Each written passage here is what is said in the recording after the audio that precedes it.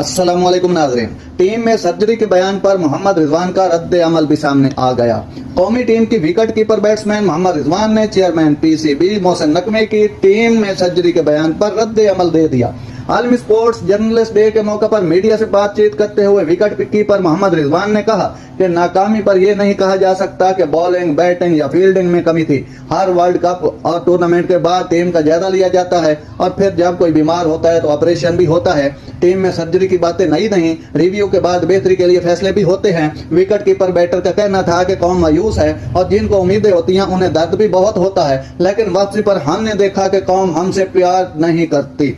उन्होंने कहा कि अभी खिलाड़ी बांग्लादेश के टेस्ट सीरीज के लिए तैयारी कर रहे हैं। कराची में कैंप चला रहा है। जब टीम हारती है तो एक वजह नहीं होती, टूर्नामेंट से बाहर होना बहुत सी कमजोरियां होती हैं। हम पर जो तनकीद हो रही है हम उसके हकदार हैं। हम ये नहीं कह सकते कि सारे गलत कह रहे हैं। कप्तान की तब्दीली के हवाले से मोहम्मद